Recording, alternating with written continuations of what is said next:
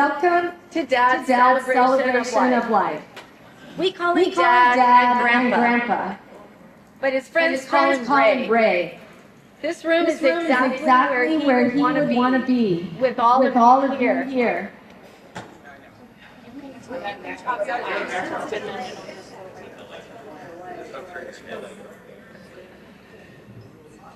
Thank you for sharing this time with our family. I'm Wendy, the oldest. I might even try to talk without it if you can hear me. Yes. Yes. I have a teacher voice. Is it better? Yes. Okay, because it's really bugging me. Okay. So I've been teased about being a rule follower and being the perfect child. But I just wanted to say I've always wanted to be worthy of my parents' trust, and I hope to make them proud of me growing up. I've been called the family historian, and this is my once-in-a-lifetime tribute to our dad. He was born in Kansas, thus we have sunflowers on the welcome table. When we had sunflowers on the table at his 90th birthday, he told us it was the state flower of Kansas. He was so proud when the Chiefs won the Super Bowl, even though he never in his life wanted to live in Kansas. His parents left when he was 6 years old, and they headed west to San Diego, towing, some of you know, a 24-foot trailer. Over the next decade plus, he attended 9 schools in 11 and a half years as they moved numerous times back and forth. It was really hard for him as an only child. He didn't have a buddy, a friend to start school with and be in a new neighborhood, but he always made the best of it. Dad was 11 years old when his parents were driving from San Diego to Kansas City, and they drove all night and stopped at the only place that was open, the Greyhound bus depot in Alamogordo, New Mexico, on the morning of July 16, 1945. Shortly after they left at 5:29 a.m., the Trinity nuclear test, the first nuclear bomb explosion, happened within 20 miles of them as they were driving down the road. He said the sky went blank, white, blinded for half a minute, then pink, faded back to blue, and everything went back into view. They didn't know for 2 days what had happened until they finally read it in a newspaper. He used his first-hand account of this experience as his final speech in high school. And I think maybe that ignited his lifelong love of history. That's a pretty profound thing to experience. He told us this story after he watched the Oppenheimer movie, which he said didn't really show it right. He said they didn't show it as they saw it, but it still received the Best Picture award. As a young boy, he became very competitive. He always had to be faster, better, more inventive. He always tried to win. He saved enough money to buy his first car at 14. He said he made the owner an offer and it was accepted. So he learned at an early age to make deals and be creative. It always worked for him. Whether he was buying a house, a car, or a business, he learned to work hard and be creative. He got involved in off-street legal drag racing at 16 at Paradise Mesa Drag Strip, and then he got bored and switched to circle track racing at Balboa Stadium. During time trials at one of those races, a pre-race accident led to a hospital stay and leg surgery. While still recovering the following Saturday night, his buddies kidnapped him from the hospital and took him back to the racetracks.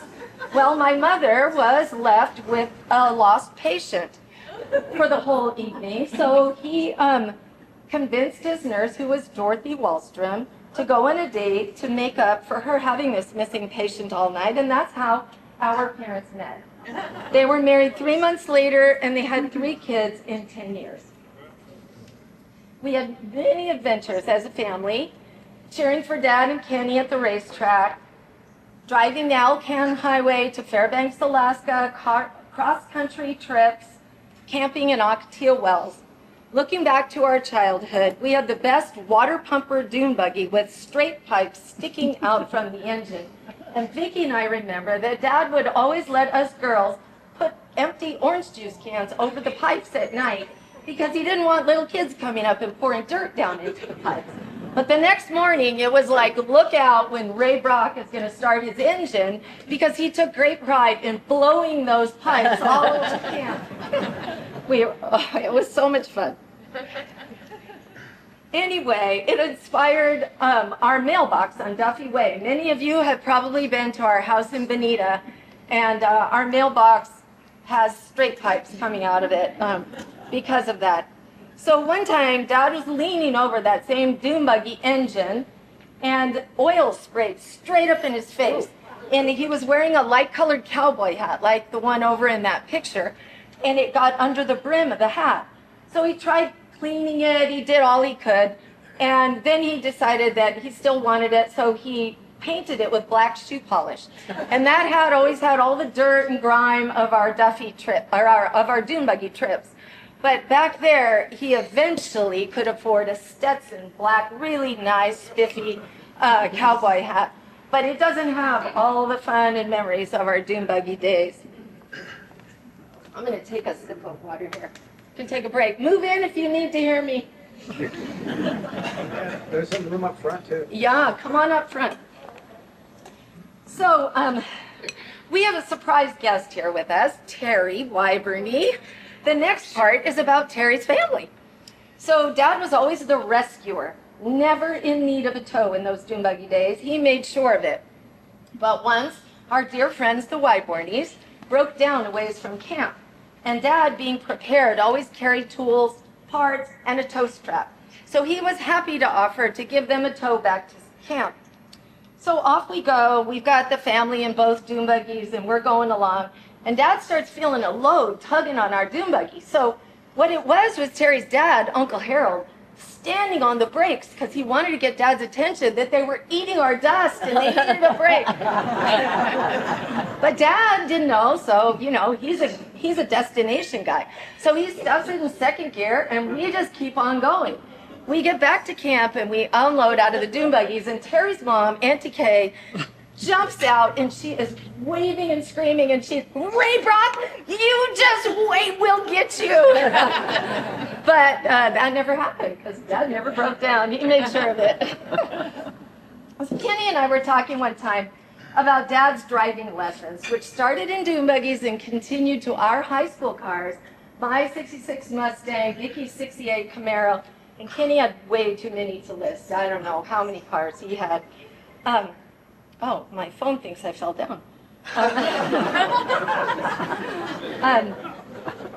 So anyway, Dad's famous lesson was drive the car until it stops. Don't throw up your hands. If you're out of control, keep your hands on the wheel. When the car is moving, you keep driving the car until it stops. So Kenny said, well, this one probably only applies to me, but Dad told me, when you wreck real bad, hold the steering wheel hard, like you're going to have two little pieces of it left in your hands when the wreck is over. He said it saved me a few times, but too bad water skis don't have steering wheels. Ha, that was Kenny's humor. If you know Baja stories like Bobby Chalfa and some of the McMillans in here, there's some pictures back there, a tall frame, of Walker's Corner. And Dad said he got tangled up at Walker's Corner one time, but he said he learned, or he already knew, never go off a cliff backward. Get that dune buggy turned around so you can see where you're going and you have some control. So, another driving lesson. We were on a summer road trip in Tucumcari, New Mexico in 1970, driving all the way to Michigan. And we were in our family of 5, our dog Charlie. We were in our truck, a camper shell, a boot to the cab, and then we were towing an 18-foot trailer. So we come up over a hill. There's a gas station on the right. There's a car sitting there facing us, and the guy is getting ready to turn and make a left into the gas station. So it turns out later we find out this guy had just gotten his driver's license. He was sitting in that car waiting to make that turn when he glanced in his rearview mirror and he saw a car coming up behind him. So he thought, oh my God, they're going to hit me. Well, they were going to go around him, but he panicked and forgot that our big rig was coming toward it. and he just turned right into the driver door, all the way down the side of our truck, the front of the trailer. I mean, it was awful, but Dad had those two hands on the wheel. It forced us through the gas station. He dodged all the rows of gas pumps. There were, remember the metal signs, blue chip signs and green stamp signs and all this clutter. And he drove us through. We landed in a ditch, butted up to a chain link fence. I mean, it was really something. But Dad got out. We didn't hit anything. And then he got busy. He's on his phone because the whole rear end of the truck was pushed back a couple feet. So he's on his phone. I need parts. I need a rear end for this car. So us, the kids, we all go to it's a motel, if you could even call it that, next door, but they had a swimming pool. And they told us, and this is the death of heat in New Mexico. And Dad is out there putting a rear end in the truck so that we can continue on. He gets those wipeable tablecloths, and he bandages up the trailer skin. Anyway, and we keep going.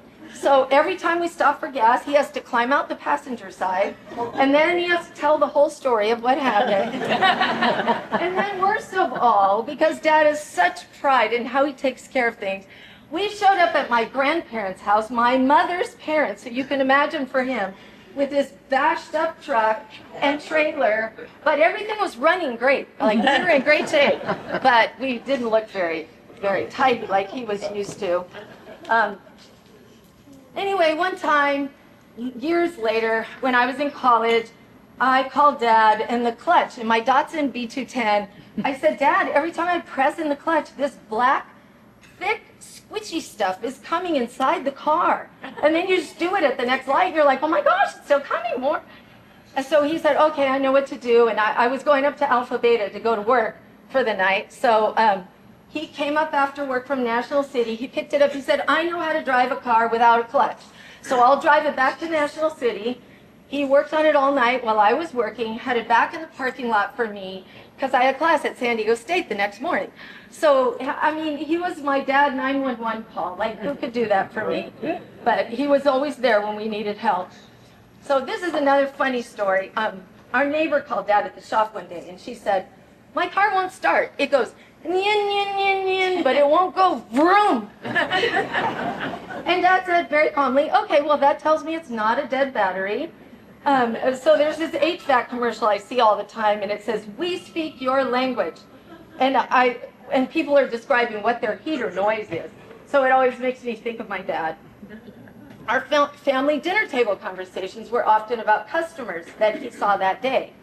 And he remembered everyone by their car. So I once mentioned my college roommate, Lynn. And he stood there blankly, trying to place her, I could tell. And then I said, you know, Lynn, with the yellow Pinto. And he said, oh my gosh, I resurrected that Pinto. Yes, oh, okay, Lynn. So then I was talking to Lynn about it, and she said, oh my, I'll never forget how your dad saved that car. She said, truly, Ford said it was a miracle. Ford said that. Sorry. Wendy, she says it might be Right. Okay, I'm going to try it. So Dad told us this story after Kenny's memorial. And I thought it was so hilarious. Is it better? Can you hear me? Yeah. It's okay? Well, and it's just like a typical story of Kenny and Dad. They did crazy things together. So they're down in Mexico. They're in a truck with a cab-over camper, and they're driving down the road. It's pitch dark, and all of a sudden, right in front of the headlights, Dad sees a gigantic owl. And it starts flapping its wings, but it gets up high enough, he can't stop, and it hits the windshield, and it slides right up over the cab of the truck and gets lodged between the truck and camper. So they stop and they look at it, and they're trying to figure out what to do, and it's dead and it's stuck, and so they go to bed. So the next morning, Kenny wants to ride the motorcycle they had brought and follow Dad. Neither of them think about this. They get in, they're going along, and the road is bouncy, and the gap between the camper and the truck is changing, and all of a sudden this bird comes either over the top or around, I'm not sure, but it skins the top of Kenny's head. I mean, he doesn't even see it coming, and he's on a motorcycle behind Dad. He said it almost took Kenny off the bike. So it was like just another one of their crazy, unique stories that they lived through. A miracle, they lived through it. Did the bird live? No, the bird was long gone. The bird spent the night in a very bad place, yeah. But Kenny wrote to Dad, and I want to say a few things about things that Kenny wrote to Dad because he can't be here to say them. On Dad's 81st birthday, he said, "You have always been super dad to me. As a teacher, a mentor, a role model, you are the best. We have shared so many wild and crazy experiences over the years, yes. Growing up was so much fun, and now you are my #1 wheelchair master mechanic." And then in June 2016, Kenny said, "You are the super maestro master mixer, Mr. Fix-It Dad, and I don't know what I would do without you." And then, where's Judy? He said, "Everyone is so happy that you and Judy found each other. And I really enjoy our Thursday threesome dinner dates." Dad doesn't say, "Let's go out to dinner on Thursday." Dad says, "Let's go to dinner every Thursday night." That's something we can all learn. I hope you guys, Kenny says, I hope you guys have tons of fun traveling all over, making lots of great memories, but leaving a few days here and there to fix all my broken stuff.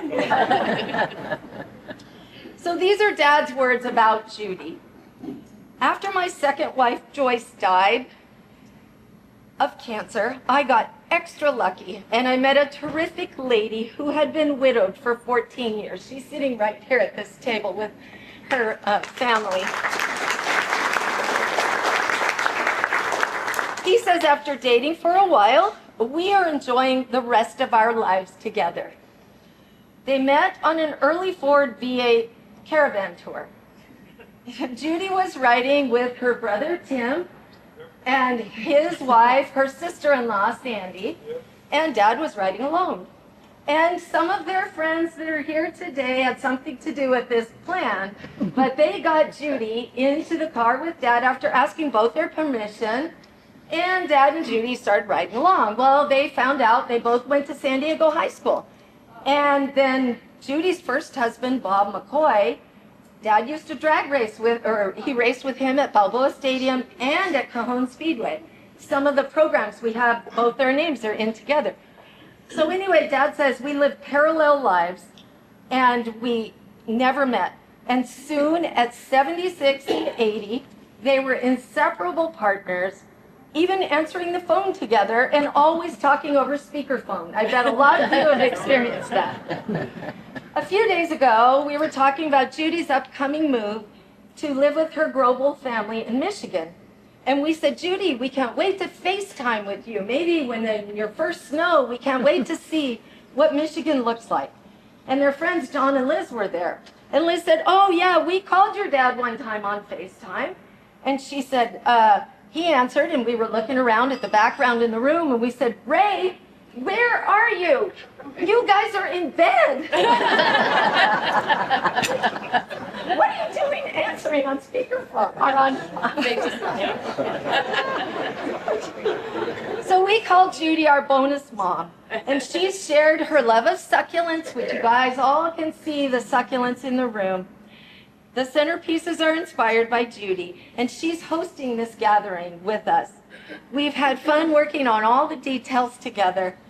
And as sad as we've been feeling, it was Judy who encouraged us to make it a day of celebration of Dad's long and amazing life.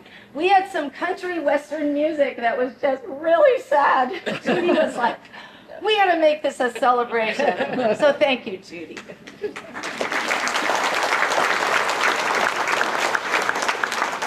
We're so thankful to know so many of Dad's friends. There was a time when our kids were little, we would come into town, we would be taking care of Kenny's care, give my mom a break, and then we'd be off to SeaWorld, the zoo, or the beach. We really didn't get together with all Dad's friends. But as we all grew older, we grew older and our kids grew older, we started meeting up with Dad and Judy's friends On Saturday at the donut shop, the car meetup. Then on Sunday at Panera.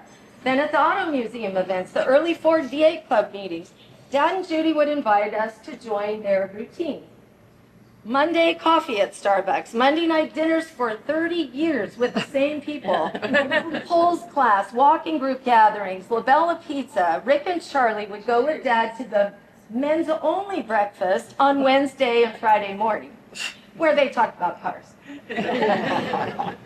To be honest, we could hardly keep up with them when we were here in town, especially trying to arrive before them, because if Dad said, we'll meet you for dinner at 5:30, we knew if we got there at 5:30, they would be finished with their first glass of wine and before we even got seated. So we knew we had to get there at 5:15, but then we figured out a way. We could arrive at the same time if they would let us give them a ride. So the last few years, Dad took us up on it, and he would let us pick him up, and we would ride together. And you'll notice in the slideshow pictures, if Dad is ever standing next to a car, this one he's in the car, but he always had his keys in his hand. Every picture we noticed, he was always ready to go. When we cleaned off Dad's patio, we found 2 6-foot stored tables that made us remember their kite flying party. And they hosted in their backyard. I mean, they decided to make box kites from scratch. So the early Ford Club friends all gathered and they made their box kites, and then they quickly realized, how are they going to run and get these kites up off the ground and into the air? So we heard that Dad made 3 kites. He covered them with wrong season Christmas paper, and his 3 kites all flew. He left 1 stuck in a tree. He won a sweepstakes award, and they all had loads of fun. We heard someone tripped and actually fell and sat on their kite during the whole experience. But they all had a great time. So there's some people here from Corky McMillan. I know Susan's here. Dad said that he and Corky McMillan were talking one day, and Corky said, you don't have to be the smartest guy to be successful. The secret to success is to surround yourself with smart people. And Dad said, I was honored that he wanted to work with me. So Tony Selva is here with us today. Dad and Tony were employed by Corky to create a transaxle manufactured by Rancho Transmission. And they got a patent on it, and Dad was so proud of that work together and so proud that Corky wanted him to be a part of that project. Austin Adzima was planning to be here today. He was mentored by Dad for years, like 10 years, I think, because he would show up at the auto museum, the restoration shop, and he would just go sit in Dad's engine shop and watch him. So he recently just graduated from USD, and he said, I have a college degree, and I learned more from Ray than from any book. Hold on one more second.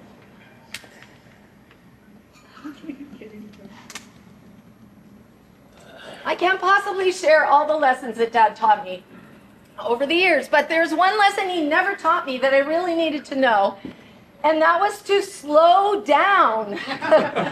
So when he got that scooter, he would unload it, and he would take off across the parking lot, and we couldn't keep up with him. And then we thought he needs a flag because someone is going to back over him. If he would only slow down and let Judy walk next to him, then someone would see Judy because he was so low. But no, he did everything well, and he did it fast. He was zippy fast. At the hospital, to the point, Vicki said, they called him Running Man when he called for a nurse, but he wouldn't wait. And he would get up, and he would be out, who knows what. And he would set off alarms because he was Running Man. So they had to move him to a different section of the hospital where they could watch him more. An observation area. He would take his walker down the hallway at our Duffy Way house, and he was on 24/7 oxygen. So there was all these oxygen cords, and he would navigate around it going zippy fast right down to the kitchen. So in that very same, he did it well. In that very same hallway recently, I was trying to walk down the hallway, going a little too fast myself, and I got tangled up in a carpet cleaning cord and hit the cabinet and broke my hand.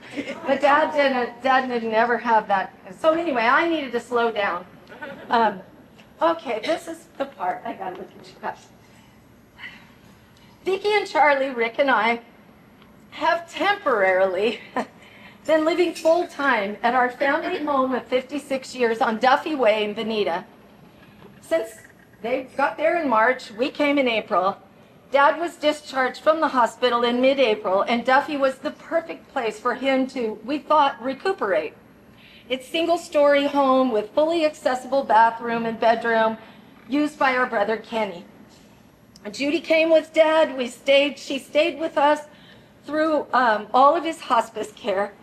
And when he passed away on May 23rd, Judy kept staying with us there and in our home. I've shared with Vicki how thankful I am to have cared for Dad side by side. And she and Charlie were amazing. Vicki was beyond selfless, loving, energetic, creative, calm in the midst of chaos and a lot of uncertainty, in the midst of our great family need, at all hours of the day and night, literally. And they're 1,000 miles from their Colorado home. But we all work together. And I can't thank Rick enough for his sacrifice and his love for our dad. At one point, after Rick's parents had passed and my mom had passed, one day Dad said, "It occurs to me I'm the last parent available." And I think he really embraced that role of dad to Vicki, Kenny, and me, but also to Charlie and Rick, and the Grandpa Ray role to his grands, who are now adults, and their partners. He was Grandpa Ray to all of them. Dad's influence is shown by us naming these 3 stray cats that visit us when we're at Duffy Way. We've named them Carburetor, Radiator, and then the solid black one is Valvoline. But none of them measure up to Dad's cat, Racer. So in closing, our dad was always there to tell a story, offer advice, answer questions, and lend a hand, a legacy of being at the ready whenever called. He had so many plans and always looked forward to the future. He and Judy had reserved a table at the fundraising event at the San Diego Automotive Museum that's coming up in September called Evening at the Grand Prix. And now we're left wondering who's going to organize Oktoberfest at Kaiserhof this year. There's a whole group of people that go every year. For his 91st birthday, we had a great idea. We were going to send he and Judy out in a driverless car. We thought, I mean, when you've driven everything your whole life, what is there left to do but ride in a driverless car? So we found out Waymo is going all over San Diego now, but they're only mapping. And Dad wasn't really feeling up to it anyway, but we just thought it would be such a kick. They would have such stories to tell of riding in the backseat of this driverless car. So a friend once shared with me, memory next to life is our greatest gift, because all would be blank, colorless, and lost without it. I'll remember Dad singing along to the Grand Ole Opry channel that Charlie put on the TV for him in his last days, and he sang this gospel song, "When the roll is called up yonder, I'll be there." And he was singing it with conviction. So I pray he's there in paradise, up yonder. He loved bluegrass, gospel, and classic country music, and I think it's now just become a part of our souls and our home. My son Jason recorded him singing one of his favorite artists, Jeannie Seely. So we still have him singing, and we've all recorded him telling stories. So we still have his voice. We listened to one last night, a crazy hysterical story about chicken balls. When they were saying, "No, aren't they chicken nuggets?" And he was going, "No, they were chicken balls." And he just kept going on. But it's in his voice, and it's just so fun. He left us so much. He left us his written, it's not a book, but an autobiography, a timeline of all of his life events, the example of his generous giving, his love for us, his family, and his friends, shown in so many different ways, his love for Judy, and his zest for living, and his 19-ingredient meatloaf recipe. He was a one-of-a-kind, and I hope to live up to all that he taught me. I'll always cherish my memories with my dad, and I really appreciate you all being here to listen and to remember him with us. Thank you.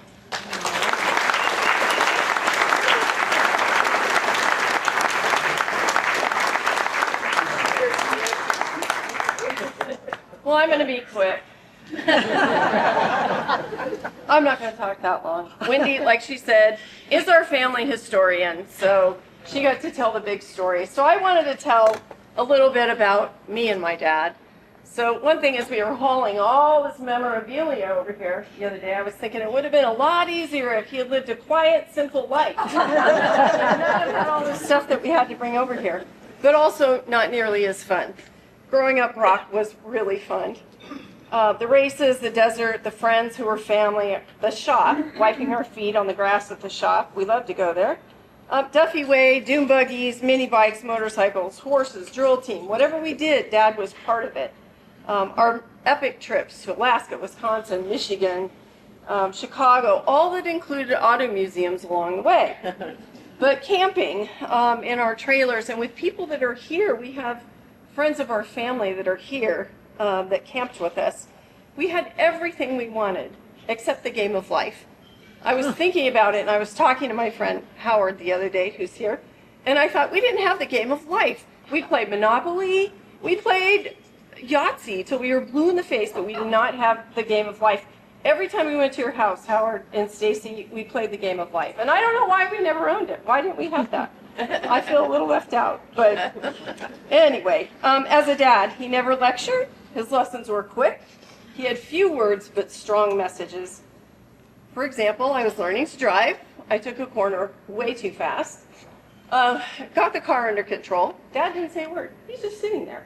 I get the car back under control, and he said, well, how do you think you did? And I said, I think I took the corner a little too fast. And he's like, okay. That was it. I didn't do it again, though. I had an accident in my car, my Camaro, and I had to park it. He didn't yell at me, didn't lecture me, didn't do anything. I just wasn't allowed to park in the driveway. It was the front quarter panel, so I had to park at the end of Duffy Way, the cul-de-sac. I had to park so that front crash quarter panel was available for everyone on the street, as well as everybody driving by on Benny and Mesa Road. And in those days, everyone talked to everybody in the phone, you know, and everyone knew. What happened? What did Vicki do to her car? How did it get crashed? Anyway, for my birthday, he painted my car and fixed that. But he let it sit there for months, just so you know. He found beer in my trunk of my car after senior ditch day. He didn't yell at me. I just have a question, like, why was he looking in my trunk? I'm not really sure. Was kind of in trouble, but he didn't lecture. That wasn't Dad's way. He let me go to college, and I wasn't an A student in high school. I didn't study. I was riding my horse and doing other things. So he let me go to college, and it changed the trajectory of my life. And I could never repay him for doing that. But it also, I was being a little bit of a brat my freshman year, and I didn't want to take my car, my Camaro. I didn't want to bring it with me. So I said, I don't want that car. I'll get my own car when it's time. Well, halfway through my year, you know, I wanted my car really bad, and I came home and I said, can I take my car now? And he's like, no, no. And so he made me wait all the way until my sophomore year to take my car to school. He wouldn't let me take it. So again, quiet lessons, or the time that I had my dog in college, which is not a good idea for anyone. But I had a dog, and it was a St. Bernard mix. And his name was Kegger, and I graduated from college, and I couldn't take care of my dog anymore. I needed to move to Phoenix, and I could barely afford myself, let alone my dog. And so I begged. I mean, I really put on a show for my dad, and he's just like, your dog, your problem. Nope, not doing it. I mean, he stood firm, he held firm, and well, that's some of the lessons we learned. When I was leaving for college, I thought everything was going to be my way for the rest of my life. I thought, my parents are not in control anymore, so everything in life is my way from this point forward. Well, my dad just smiled. He just sat at the table, let me go on and on about that, and you all know how that worked out. But he did spend hours teaching me about business and about employees and about things that were shades of gray and not black and white. I tend to be very black and white and very right or wrong. But he taught me that's not always the way it goes. I'd end my staff meetings with, because I worked in a sales environment, so I'd end my staff meetings with, in the words of my father, keep your foot on the gas and your hands on the wheel. It doesn't matter, some of the lessons that Dad taught me in life, these are just a few takeaways for me.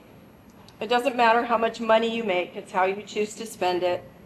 To live an optimistic life, to say yes to all activities and adventures, to push yourself outside of your comfort zone always, to keep learning.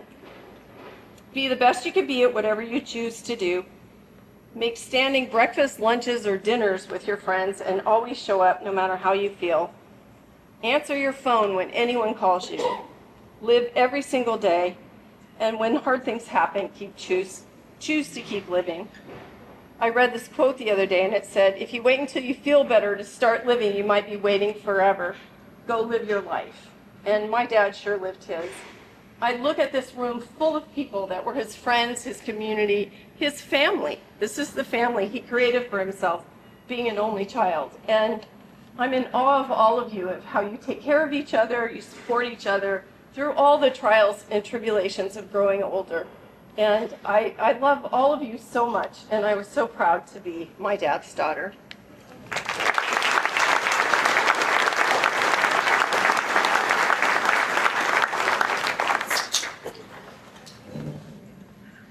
Good afternoon, everybody. I'm Charlie Dosdall. I'm Vicki's husband, and hopefully I won't take as long as she did. There's people out there that want to share stories as well. But Liz Dow told me, he says, make it funny. Say funny stories, make funny stories. So that's what I did. I tried to think of some of the funny stories over the last. Louder? Okay. So I was trying to think of some good funny stories to tell over the last few years. Being with Ray, and I came up with a few. It wasn't that hard to come up with some, but anyway, because first I asked myself, what's really important to Ray? And, the answer came back, and as both Wendy and Vicki said, it's family, friend, community. He just loved people and loved being out there with everyone, and loved Judy too. And but I can remember many times going out to dinner and talking with him. He'd tell us funny stories about growing up in San Diego and about his Powell P84 scooter. I don't know, I'm sure some of you know what that is, but it was a motor scooter that it competed with Cushman's, but he had to modify it to make it go as fast as Cushman's. So he did that, and but he worked a lot of jobs throughout his early life and met a lot of people, and as you all know, eventually owned his own auto repair business in National City. And I don't have it. I wish I could. No, someone just did it. Oh, great. We were looking for that. We were actually going to get everybody's attention by using the Ooga horn, but we couldn't make it come across the speakers. But as a small business owner, Ray liked to support many of the local businesses in National City, Chula Vista, San Diego, and he liked going to many of the restaurants, establishments. As you all know, you've probably been to dinner with him, and you know he had a lot of long-standing dinners set up all the time. But he's been going to them for decades, and sometimes I wonder, and most of those are all still in business, and I always thought to myself, maybe Ray was partly responsible for that, because he went there all the time.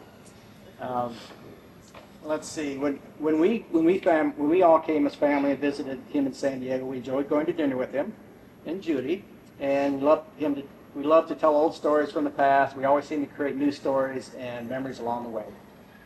Well, one of the places he liked to go was Cafe LeMay's. It was probably his favorite place. And the minute we would sit down, this big carafe of cheap wine would show up on the table, which was always nice. He got me hooked on their beef bones, but he loved their clam chowder. And as you all know, Ray, he loved to put hot sauce and pepper on everything. So this one night in particular, he ordered his clam chowder, and he's dumping pepper all over it, and then he gets the hot sauce bottle, and it's going everywhere. It's not hitting his bowl all the time. And anyway, he ordered New England style, but it looked Manhattan style when he was all done. Which is the red sauce one. We all looked over and thought he had done a little bit too much with the hot sauce because it was flying everywhere. And then we looked and he started to rub his eyes. And we thought, uh-oh. Yeah, exactly. And anyway, eyes started watering, they're burning, and Ray's trying to eat that clam chowder. And he's just really miserable for about 5 or 10 minutes, but anyway, finished it up and said, boy, that was the greatest clam chowder. that was something about Ray. He never complained. I mean, he just, if something went wrong, off you go. You don't dwell on it. Just don't complain. She's going to give you a new microphone. Oh. If the speaker's going to work. Hello. Oh.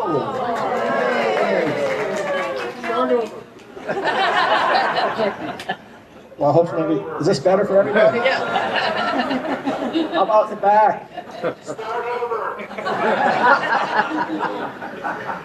Okay, that might be hard to do, but another favorite place of his was Kaiser House. And as you all know, Ray loved his German food. The minute he arrived, he'd always order a Kaiser or a Hofbrau beer. He loved his Hofbrau beer. And as I think Wendy mentioned, over the last few years, he started Brocktoberfest, and he'd invite all these people from the Early 48 Club, and like 30 people, and we'd all go eat German food together. And so this one time recently that we went, we all sat down, we ordered our food. Ray ordered his food first, and anyway, food is starting to come out. Sorry about that. The food is starting to come out, and many of us were well into our meals when we looked over at Ray, and he didn't have any food. So we're all trying to give him some of our food, and he said, no, I'll just wait for mine to come, and he never did come. So we all finished eating, and Ray had an empty plate, and again, didn't complain. He told that manager, who was a longtime friend of his, see you same time next year. So there's another Ray for you, Ray being Ray. Another place he liked, what's more recent, is the Vogue Tavern, and maybe I'm wrong that it's been in business longer than I know, but again, they serve Hofbrau beer, and he loved going there for bingo night. We'd go there and eat German pretzels and whatever else they were serving at the time. But one thing, if you all knew Ray, he was the quickest person in the world to put out his credit card. If there was a meal, the card came out before you got a chance to pay. So we didn't like that. So what we did, before we sat down, we got with the waitress and said, Ray is not going to pay tonight. So make sure we get the bill. So it did, and the evening went on, and we were successful in doing that. And when Ray came, when we were all finished and getting ready to leave, Ray said, the waitress came by and said, Ray said, where could you give me the bill? And she goes, it's already taken care of, and she walked away. And Ray thought that the owner of the Vogue Tavern, whose name was Q, paid for our meal. So on the way out, Ray dumped a whole bunch of cash on the cash register. So making sure it was taken care of. But again, that's Ray being Ray. And those are just a few of his little stories, and I'm sure many of you can tell a lot more of them than I can. When I started reflecting on Ray's life, what kept coming to my mind was, I look out and I say, boy, Ray had a lot of friends, and I've met so many of them. And he's just got a lot of people in his community. And at that point, a song came to mind. I'm not going to sing, so don't worry. Earlier this year, we went to a place called Humphreys by the Bay to see this band from Nashville that was playing. We didn't know the band, but we went there with some longtime friends from Arizona, and they performed this song called Find Your People. And this song just struck a chord with all of us and how important your friends are in your life, and the importance of finding the right friends, and they become your people and for life. Here's a few songs from lines from that song. It says, you got to find the people, the ones that make you feel right, the kind you want to stay up with all night. You got to find your people, the ones that make you feel whole. They won't leave your side when you lose control. The ones that don't let you lose your soul. And I believe everybody here today is our Ray's people. I can tell that. And I just want to say it's been a privilege and an honor for our families to have met so many of Ray's peoples over the years, and many of which our families can truly call friends today. So thank you for being Ray's people.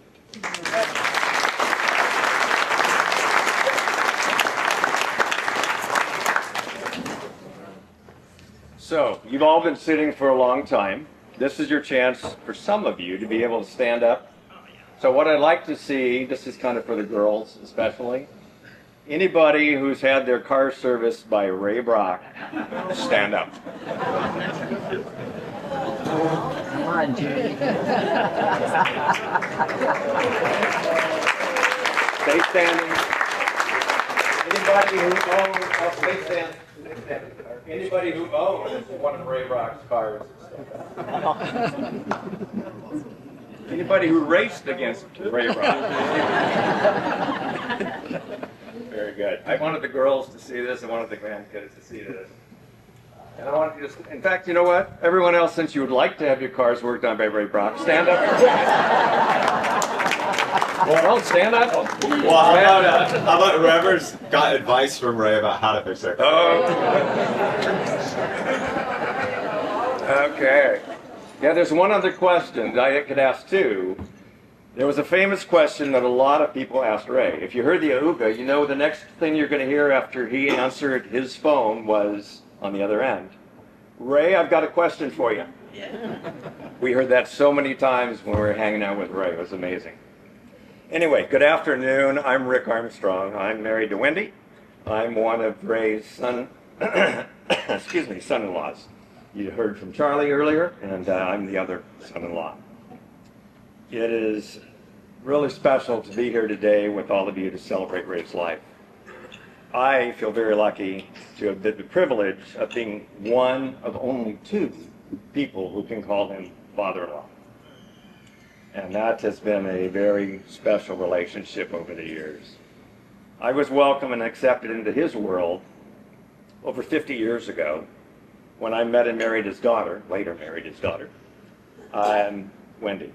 I became a member of his special clan, like all of you here, that Ray called his friends and his family.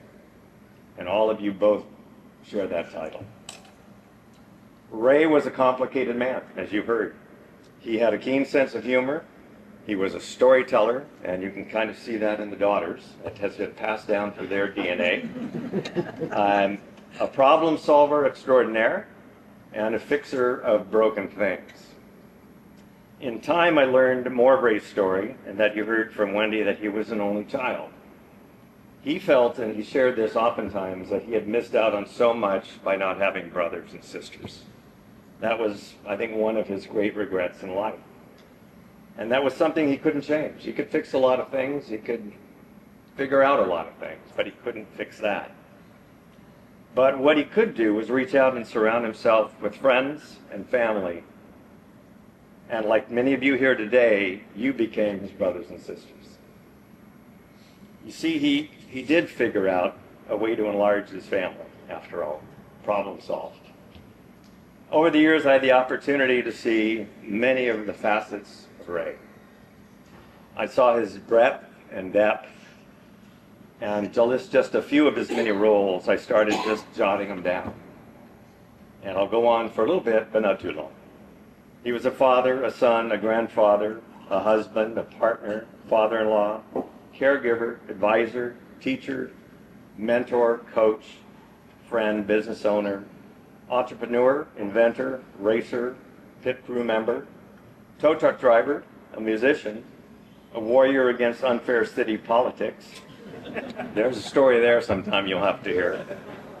A storyteller, a historian, a pilot, student, philosopher, a philanthropist, and a diagnostician, and I'll tell you a little bit about that one, and the list goes on and on. A quick story, one of the things he amazed us about is his ability to translate and transcend the automobile world, car world, mechanics, into the real world. And a brief story we had with Wendy. She was having a medical issue with her leg, and we knew we needed to see the doctor. So we went and saw her general practitioner.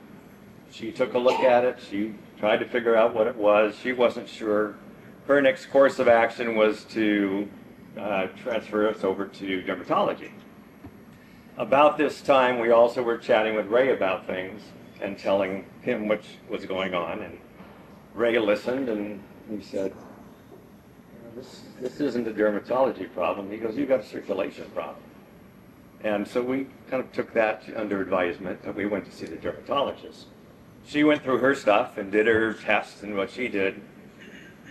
She said, no, this isn't a dermatology problem. I think I need to send you over to vascular surgery, which is circulation. See, Ray had connected it to a car. He had seen her circulation problem is part of what happens with a car and a radiator and a water pump and all these different things. And he diagnosed it in his head and said, this sounds like that's kind of a problem. So she went and saw 2 different vascular surgeons. They went through their situations and dealing with her and testing. Sure enough, she needed to have a little bit of surgery to correct the problem. But Ray had diagnosed it. We should have gone to Ray first. So one of Ray's talents, as you've heard, is he taught by example and through his stories. When he was faced with a challenge, he figured out a way to make things happen and to get things fixed. Then these successes usually became a story that he would share, and it became a teaching moment. And he would share this with whoever would hear the stories. Oftentimes, as you heard, it was his girls and Kenny. Wendy and Vicki heard these stories. Kenny, his son, heard these stories. Later, the son-in-laws, Charlie and Rick, heard these stories. And then his grandchildren heard these stories. So he passed this down generation to generation. But perhaps the most important thing was that Ray became a father figure for me in a role that was missing in my life. And he filled that missing void. And for that, I'm so grateful. So thank you, Ray. I'll miss you very much.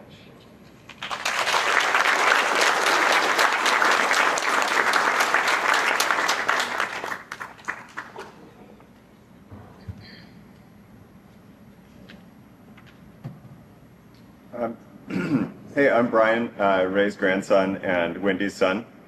Can you hear me okay? Yeah, okay. I grew up in Northern California, and I live there now, but a little over a year, for a little over a year, I lived in San Diego with my partner, Emily. And so I got to hang out with Judy and Ray full-time for an extended period of time. And while I was there, I went down the motorsports rabbit hole. I bought a track car, and I started going to amateur track days. And like everyone down here, when I got stuck, I called Ray.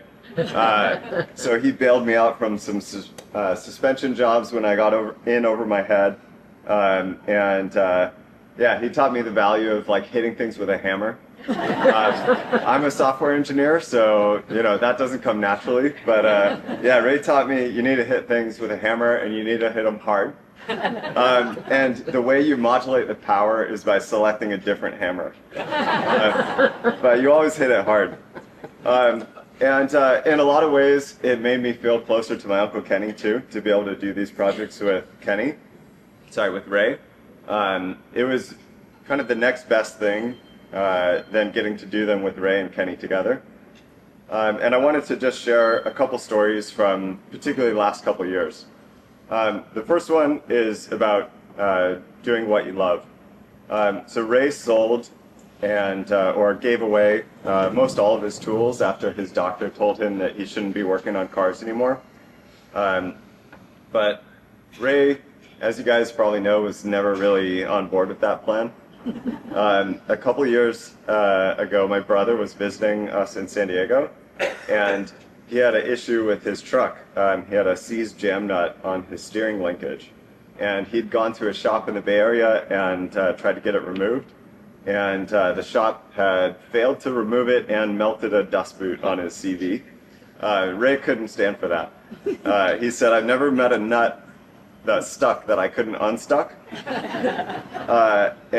So Jason and I are talking, and pretty soon we realize that Ray's gone. He's no longer in the room. So we go looking for him, and we find him under the driveway like this. Or under the truck in the driveway like this, legs sticking out.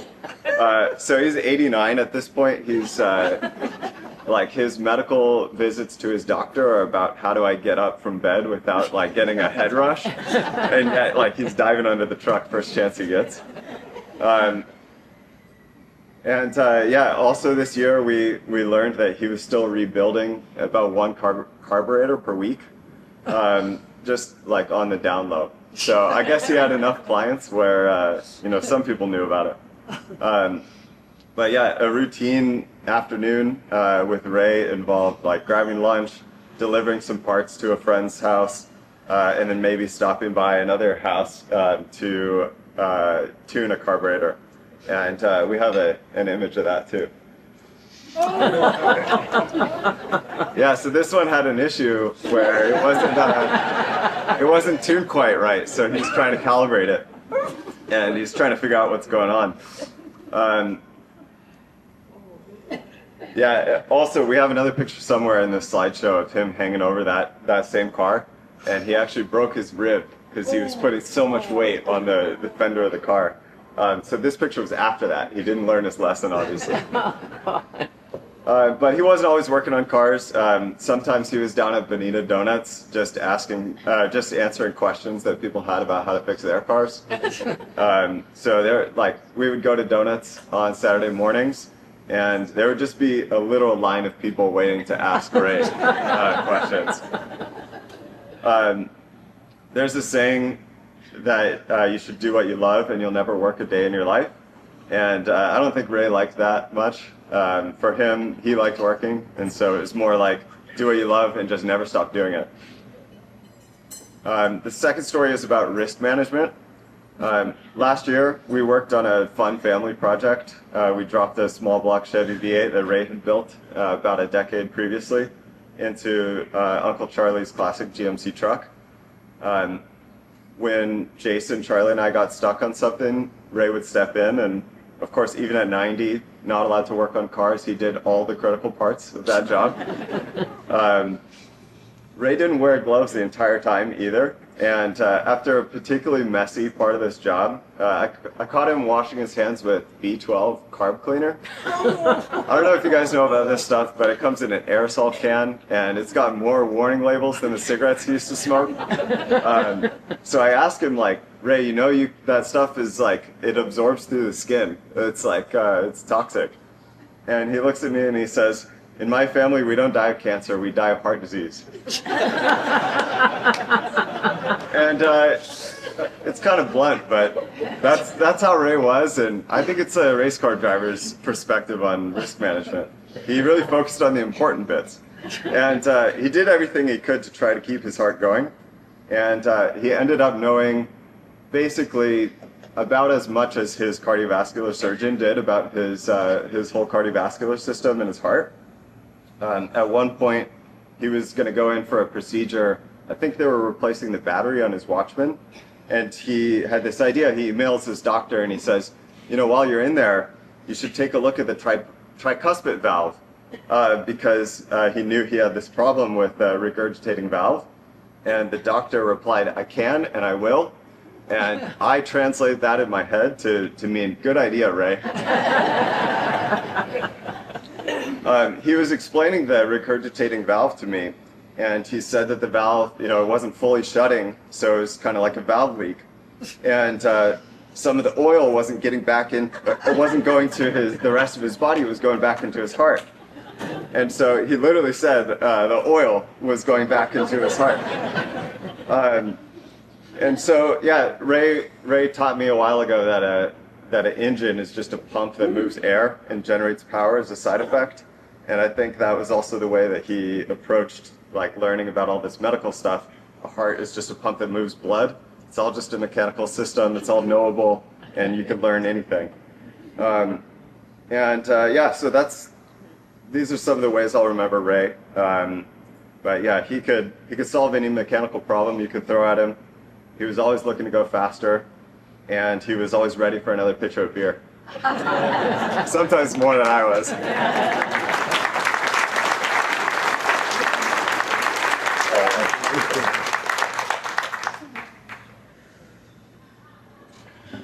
Hi everyone, I'm Brian's brother, Jason. Ray was my grandfather, and I'm not sure when I first met Ray, or when it was the first time I went to Ray Brock Auto Service, but that's him when I was 2 years old explaining the details about how pneumatic die grinders work. And I could say I met him in the 80s. The smell of automotive grease and steel and tire rubber always reminds me of his garage, and the memory comes with a sense of awe and mystery, and I just remember experiencing that as a kid and being like, wow, this is amazing. He always just seemed like that was where he belonged. Like that was the right place for him to be, and he loved spending time there. And he was like happy to share that with anyone that wanted some. And every time I went back there, I learned a little something. And the more I learned, the more I realized how complex everything was, but that was a good thing. After Kenny's accident, you can jump to the next picture. Ray Brock wheelchair service really took off. Kenny and Ray were a team before the accident, and they continued to be a team after the accident. Sometimes it was like the smallest squeak or rattle, and it would just drive Kenny nuts. And Ray understood that. Ray was like up for everything. You couldn't pay for that kind of service, but they worked on it just like they worked on a race car, and that was the best running wheelchair probably of all time. In my college years, I had a 99 Tacoma with a 4-cylinder engine, manual transmission, and I knew you just do the regular maintenance and that car will keep going. One time my battery died, and I needed to wait for a paycheck to buy a new battery. But I don't know if my dad taught me or if Kenny taught me, they probably learned from Ray. You could just pop the clutch and you could start a manual transmission car. So I parked that car on a downhill for a week and just popped the clutch every time I went to work, went to school. It was fine. When I told Ray that story, he kind of like looked at me. He's like, "Oh, you might be all right," you know. Ray wasn't a professional musician. Oh wait, hang on. I got one more story that I just remembered about the Tacoma, and this was another issue that came up with the Tacoma. I was in San Diego, and I was complaining to Ray that the truck was idling kind of rough, and I was like, "What can I do about this? Do I have to take it in? How much do you think it'll cost?" And first of all, it wasn't that big of a deal, but he was like, "Before you shell out any money, you got to try an Italian tune-up." And he explained to me how to do that. So I was driving back up north on 101 at night, and I was somewhere in the Central Coast. There was a long straightaway with a slight downhill, and so I just started laying on the throttle, and I passed a Honda Accord, and I passed a Cadillac, I passed a BMW, and feeling good. And speedometer went from 70 to 80 to 90 to 100, and I blew past a Crown Vic that was hiding behind an overpass. and so that guy pulled me over. I was waiting for him to come up to the window, and he said, "Why were you going so fast?" And I was like, "Well, it was idling kind of rough." And I talked to my grandfather, who's a master mechanic, and he said it's probably carbon deposits on the spark plugs.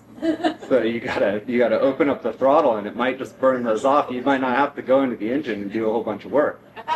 And the cop kind of cracked a smile towards the end of the explanation, and he was like, "Probably the best reason to go that fast." So he gave me a ticket, but he reduced it to slightly over the speed limit. So I got a speeding ticket because of Ray, but it wasn't a felony. The cop said, "Don't do it here," and he let me off pretty easy. Yeah, if I hadn't had the explanation and the understanding that went with the whole thing, probably would have got the dong. Ray wasn't a professional musician, but he could play and he could sing with impressively accurate pitch, even in his 90s. As long as the music was country and western or bluegrass. He wasn't a pilot, but he wanted to fly, so he became a pilot. He wasn't a lawyer, but he represented himself at hearings when developers tried to take his shop. He didn't have an advanced degree in engineering, but he was an engineer by trade. And he wasn't a doctor, like my brother said, but he co-piloted his treatment with his doctor because he was able to understand that hearts are basically just car engines. And he would always tell me, you have to think. Or he would say, you just have to think. Or he would say, think about it more. He was remarkably good at relating things he didn't know to things he already understood. And that attitude made an impression on me and inspired me to look for opportunities that didn't seem to make any sense to my friends. I decided at one point I was done trying to solve framing carpentry problems out in the field and look for ways to tackle those problems in the planning stages before they got to the field. So that led to a career change in my professional development. And I credit Ray with being kind of the inspiration, gave me the confidence to look outside of what I knew I could do and take on something that I didn't yet know I could do. In his final decade, Ray had to put down one tool after another, and it was hard for him, obviously. He would say that he had stopped, and then it would slip every once in a while that he was still rebuilding a couple carburetors a week, just inside instead of in the garage. So it wasn't working, didn't count. But one thing I enjoyed about his slower pace at that time was that he made time to tell more stories. So we got to know him even better. We have quite a few audio recordings of him telling stories that we're going to organize, and we look forward to sharing with anyone who wants to hear them. I want to close with something that I heard Ray say toward the end. He was telling a story, and he paused several times to react with something like, that was a long time ago. And then a moment later, he would say, man, that was a long time ago. And then he kind of caught my eyes, and he said, everything was a real long time ago. and I kind of understood at that moment that that he was getting ready to go. When you're 90 years old, when you're 91, yeah, I could see it. Everything could feel like a really long time ago. And I also realized that I was going to have to get ready to let go of him too. So for that reason, I don't really wish I could have had more time, like more years with him at the end. But I realized that it would have been really fun to have been able to know him in the decades before I was born. And I think a lot of you here were lucky enough to have had that experience too. So thank you, everyone.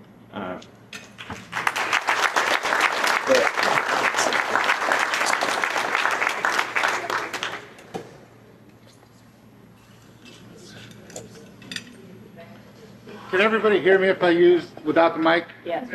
Oh, yeah. All right, so I guess I'm the first non-family member to come up here to speak. And I got asked to come up, and I'm like, are you crazy? Because I've only known him for about 5 years. And they said, but you represent one of his passions. So I'm the CEO of the San Diego Automotive Museum. And Ray, it's fun to hear the family stories, because a lot of what you have shared explains a lot of what I had to go through with Ray, like making sure I was early to every meeting. He loved to tell stories, and he talked about a lot of the people in the room, his racing days, and I felt very fortunate to really get to know him. But what stuck out was, and I'm glad I saw Sally here, because on my first day as CEO of the museum, I was given a binder. Sally had taken the time to find 10 of the most important people I must know. And Ray sat at the top of that list. And I asked, well, what about this guy makes him so special? I had no idea who he was. And she said, because even when we weren't good enough, he looked out for us. And it kind of like, what does that mean?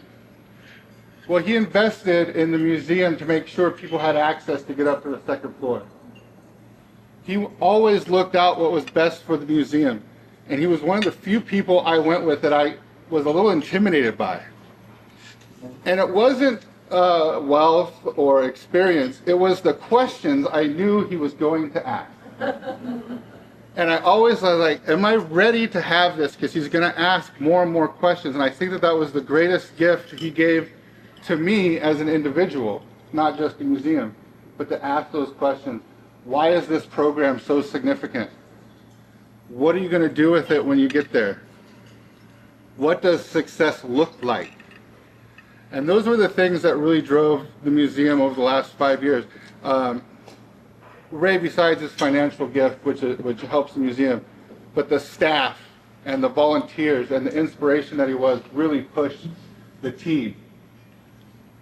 Later on, I got word that he wasn't supposed to be working at the shop, and it used to be like, is Ray there? I want to come and see him, to why is Ray there? He's not supposed to be here. And the guy said, well, we had to call him. And I said, well, why did you have to call Ray? Because none of us know how to fix that carburetor. And I said, guys, like, we have been told he's not to be working the shop, da, da, da.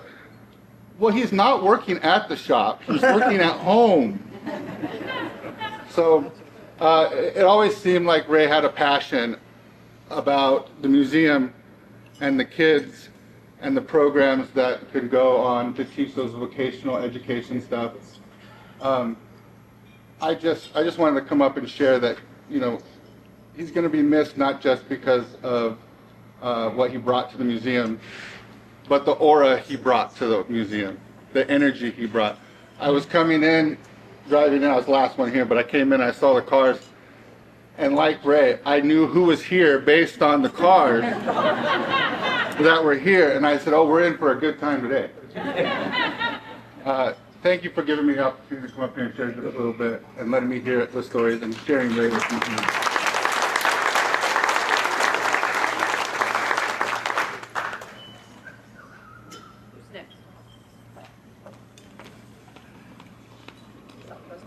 Yeah, I think we have a couple people from Southwestern College. I think we have Brian, who is, he is the director of the auto program, and Erica from Southwestern. Oh, here they go. Lenny, I just want to say my dad really believed in you. And that's why he gave so much money, because he totally believed that you were going to do all the things that you had planned. So we wish the Auto Museum well.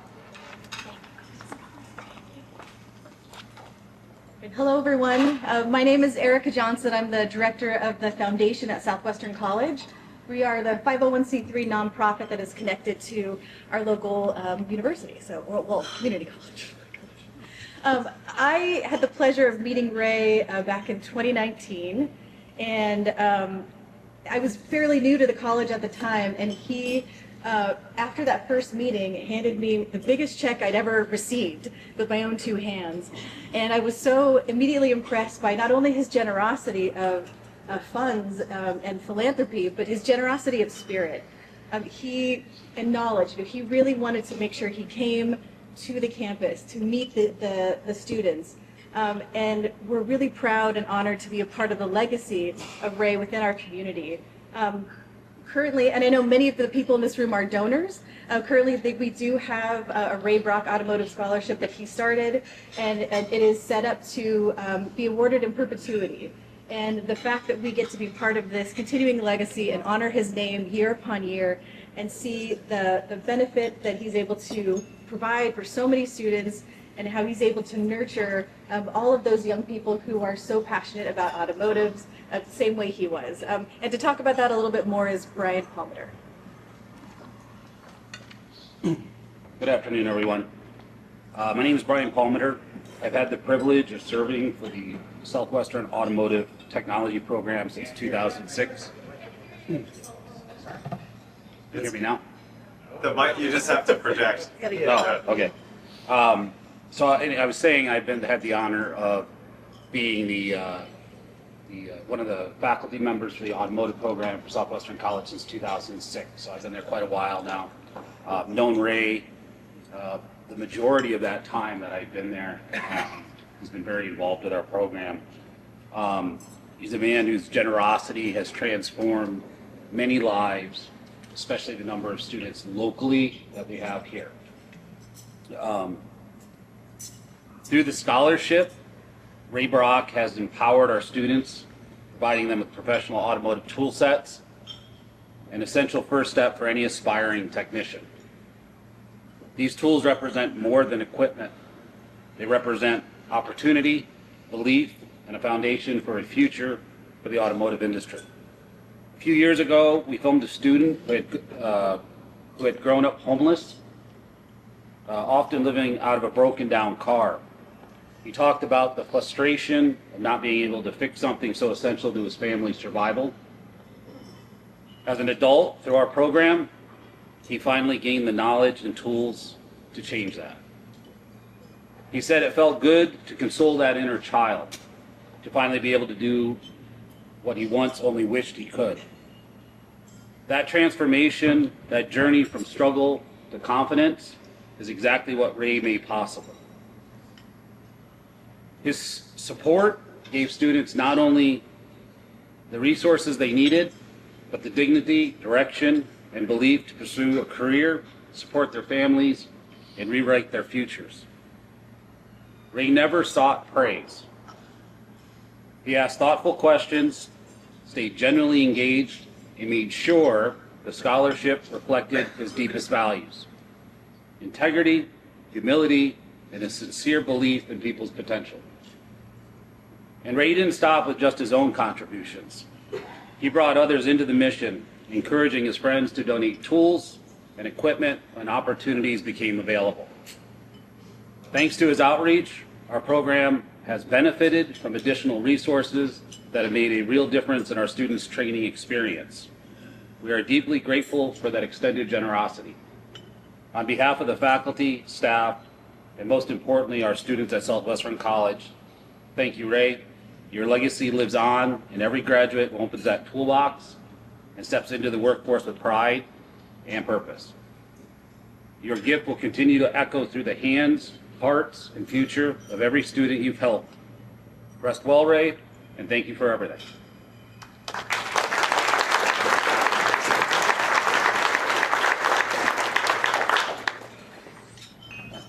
Hold it near your mouth. got a loud voice. Okay. Let's see. My name's Tony Selva, and I met Ray in 2002. Corky McMillan had called me. Corky was one of my customers, and I was doing his transmission. And he asked me would I design a transmission, which I've designed parts, but never nothing that big. And I agreed, and he said, I have one other, I have a friend who builds my motors, and I would like, if it would be okay for you to be involved with Ray. And I agreed. And we spent many hours, thousands of hours together. And there was a lot of stories with Ray of many things he fixed and things that he came up with, ideas. And one of the times that we had bought these small motorcycles to use them in the pits, and Ray had got one, and one day we were in the pits and he had this motorcycle all apart. And we asked him, what are you doing? The thing was brand new. He goes, it's not fast enough. And he was trying to adapt a bigger carburetor onto this motorcycle, and he accomplished it. And then he decided he needed to put a bigger piston in it. And there's many stories, that of all the hours and time that we spent designing this transmission. And one day we did both sit down, and we both talked about we were blessed that Corky McMillan gave us the opportunity to do something like this, because I never had engineering degree or nothing that big, but we were very thankful. And I want to thank Susan McMillan and thank the McMillan family, because I know both Ray and I never got a chance to tell Corky. That's it. Thank you.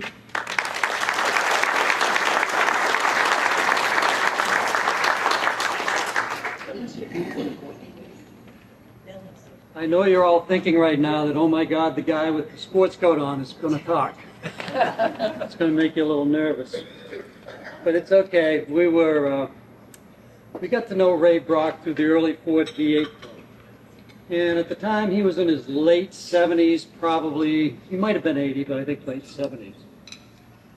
I'm kind of glad that I met Ray when he was in his late 70s, early 80s, because I don't think I could have kept up with him during his younger years. This man had a zest for life, like, obviously, not no one that I ever met before. It was when Ray first started dating Judy that I knew he wasn't just one of the regular old retired guys in the early Ford V8 club. Because on one of the very first dates, he took Judy flying in an open cockpit biplane. It's not exactly the thing you do when you're in your late 70s and on one of your first dates. Over the ensuing 10 years, we became fast friends. And what naturally evolved was more of a coalition of friends that we affectionately called the gang. We called the gang. It consists of the Dows, Liz and John, the Hoolies, the Hoolahans, Bill and Sue, the Shorts, Tim and Sandy, Petermans, Mike and Susan, the Dorrs, Bill and myself, and the Brobles. That would be Ray Brock and Judy Kruegel. During the years with Ray, our kids used to say that we had a more active social life than they did. And I truly think that they were right. We gathered as soon as someone sent out a call or an email. It was probably at least once, definitely twice a week sometimes. We would go to the movies, the theater, to music concerts, dinners out, dinners at our homes, gatherings for card games and board games at someone's house. Car club events and the Great Harris Tours, which took us, put on by Jay Harris, and which took us all over the western United States in a classic car convoy. We went to so many parts of California, Oregon, Arizona, Utah, and from the Redwoods to the Sequoias, Grand Canyon, Monument Valley, Zion, and so on. Trips to Catalina, Palm Springs, bocce ball and miniature golf tournaments, the Del Mar horse races, and of course the San Diego Auto Museum, the home of the Ray Brock Racing Hall of Fame, for the annual fundraising galas. They were fantastic. And on we went. We never, ever stopped looking for things to do and for more adventure. Our friendship with Ray and Judy always involved food at some point. The man loved good steak. We shared breakfast, lunch, or dinner with him literally hundreds of times. Our regular spots included the Cafe La Maze for steak, Ortega's for his lobster, the Tavern on the Vogue for the Wagyu burgers and German beer, and the Kaiserhof for what was termed the Brocktoberfest and more German beer. The man loved his German beer. Any reason to get together, we capitalized on. We even celebrated National Accountants Day. Now, who does that? Ray started what was called the Willy Billy birthday party when he found out that our friend Bill Houlihan and I had birthdays one day apart. New Year's Eve day, we cruised San Diego Bay in the Houlihan's oligarch yacht, followed by great dinners that evening to celebrate another year. We never ever ran out of things to say or laugh about. Ray lived by the credo, rest, you rust. He never stopped. He could push through anything. On one of our Harris tours, we were at an elevation of maybe 10,000 feet, the last place Ray should have been. We were at, he was getting less air than his carburetor, and I noticed that Ray was out of breath, somewhat in distress, and leaning on his car. I went over, handed him my inhaler. He went, eh, and then pretty soon he took a couple of hits off of it, and bam, that adrenaline hit in, and away we went.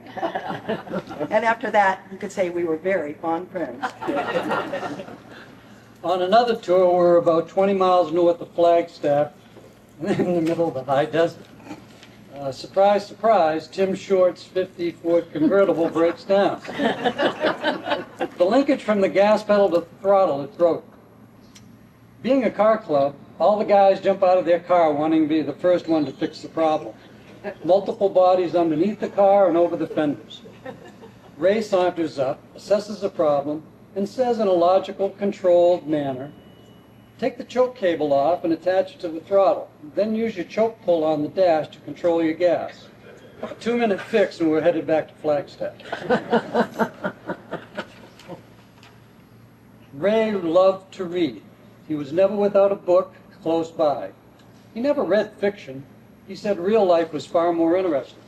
He loved biographies of successful and creative people as well as historical events. He had an extensive knowledge of history, finance, politics, and law. And coupled with his amazing memory, he could recapture relevant facts and circumstances in a conversation. His breadth of interest was absolutely amazing. Every year, Ray went to the Coronado Book Fair, and he'd drop at least $100 on 40 or 50 books. A friend of mine at the same time shares the same kind of learning and a passion for reading, and she was downsizing. So every week, I would bring a big sack of books to deliver to Ray, and Ray was very, very appreciative of it. And you could say I became his lending library. And thank God for that, because he really truly did enjoy his books, and we passed them around forever and ever. So we really, really appreciate Ray for that. So that was a Ray Brock we got to know and love. Many of you have similar stories. He was a great friend of many, and so many people have often said the world was a better place with Ray.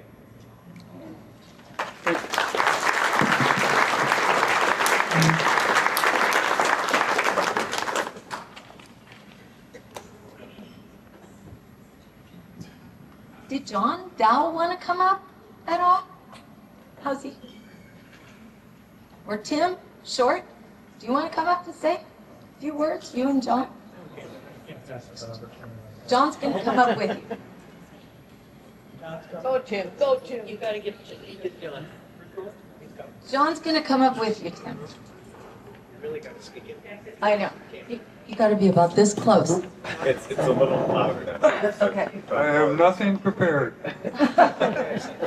But I will say that I knew Ray for several years before he met Judy, and when he saw Judy across the room, he told me that he wanted to date that girl. And then later, I asked him how it went. She said yes. So suddenly they were a couple, and that was great because he was in family with us. And so dinners, everything a family would do together, he was with us. That was great.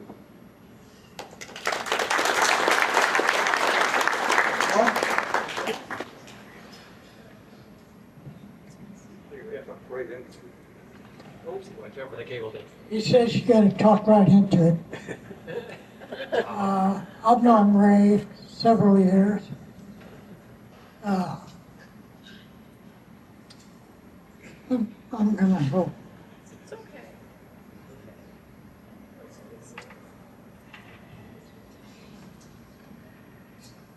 It's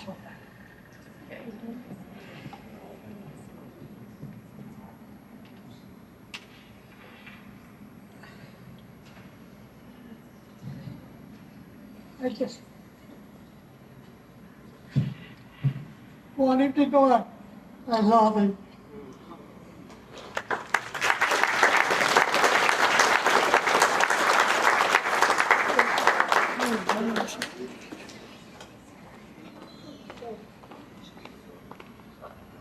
So Howard Kruegel is here, and he may have known Dad the longest of anyone in this room.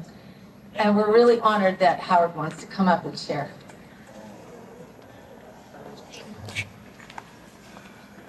Come on this side. Yeah, good idea. My name's Howard Kruegel.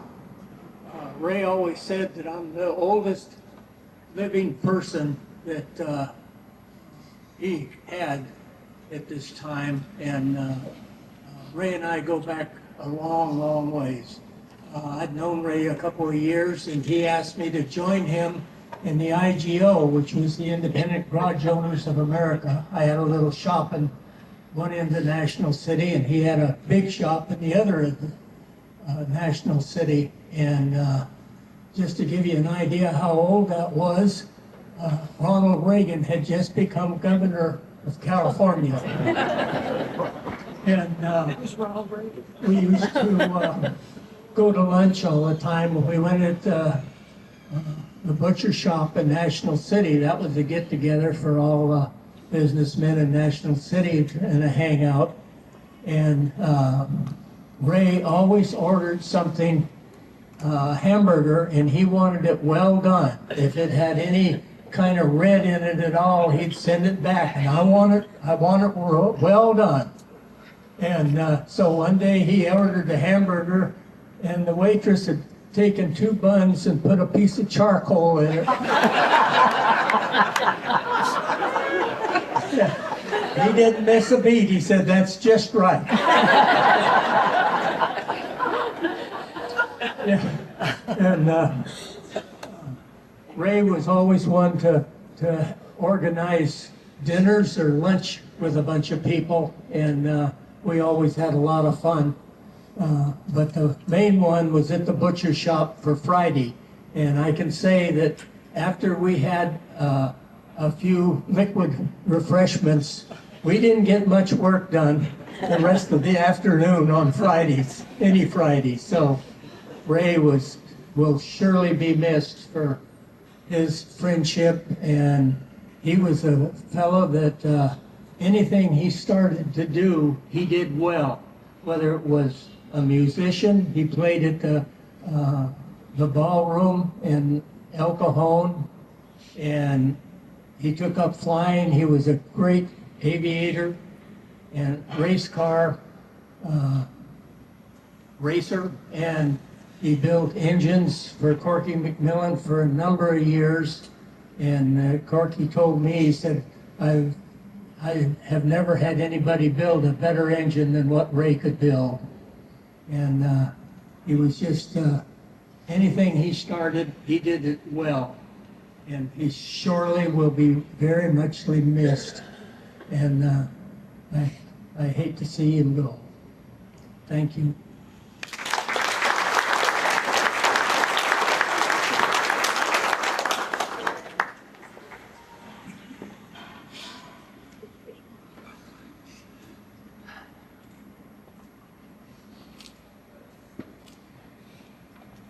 I'm Terri Wyborny.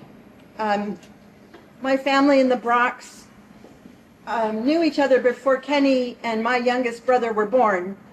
So we have some history. I moved away from San Diego in 1980, so I missed all of this stuff about Uncle Ray when I was an adult. I only know the Uncle Ray from when I was a kid. He made me eat beets. I was at dinner at their house one time, and they were having beets, and he made me eat beets. And the other story I remember, my brother Craig and Vicki were the same age, and Craig had gone to school to be a mechanic, and he worked for Ray. And Craig died in a car accident, and I have this picture in my head because Uncle Ray was devastated. And I have a picture in my head of Ray and my dad standing with their arms around each other in front of the coffin that held my brother. and the two of them just shoulders shaking. And that is forever etched in my mind as Uncle Ray, who loved people so much and embraced our family so much. And I kind of wish I'd known him as an adult, because this is really cool stuff you're talking about. And I bet he didn't make any of you guys eat beets.